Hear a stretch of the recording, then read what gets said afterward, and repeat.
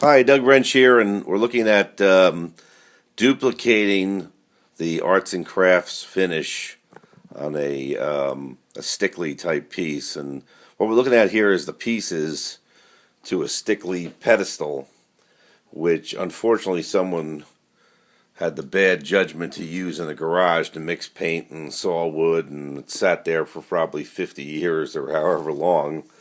So it wasn't a question of just taking it and cleaning it up. It really needed to be refinished. All the flat pieces. This is the base. This is the top. Were cracked clean through, and they need to be repaired. And the same thing with this base piece was also cracked. So, like I said, it wasn't a question of leaving the original finish on it, and it just had too many badly too many other materials on there like paint and so forth. But let me show you a technique that I use even on fresh wood to get that that kind of arts and crafts look. It's one of the things you've got to remember is arts and craft pieces are white oak, not red oak, which is much more common. White oak is going to take the stain much better than a red oak. So when you use it, say, on a hardwood floor, that's why they use the white oak if you're going to stain it. If you're not going to stain it, chances are the floor is red oak. So if you're trying to use this technique on red oak, you may not get the same results, but it'll still work, but it's not going to be as good.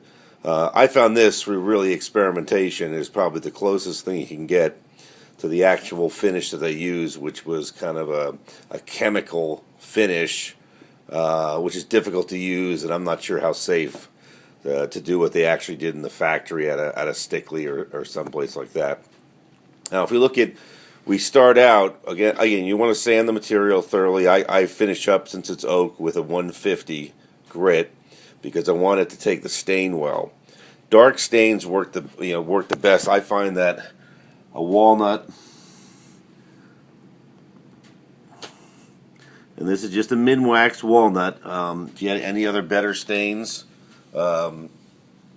Penetrate better, more industrial, work better. But this is just a garden variety min-wax you can buy at a hardware store or Home Depot, Lowe's. And what you want to be careful is don't get a finish that's an all-in-one. All you want is the stain at this point. We'll let that dry overnight. Okay, we're making sure we get a good coating on there. What you do with the stain is you put it on. I put it on very heavily, and then let it sit for 15 minutes to a half an hour. Basically, I see how long.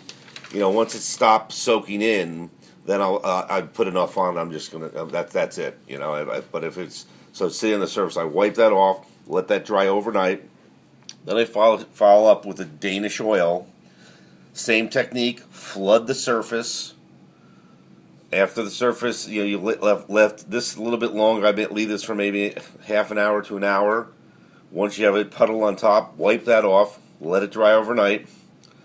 Then I follow that up with a bullseye shellac, and it's not the clear shellac, it's the amber. It's going to give us a little more color when we use this. And to get it to sink in good and not be too orange, I thin this with denatured alcohol,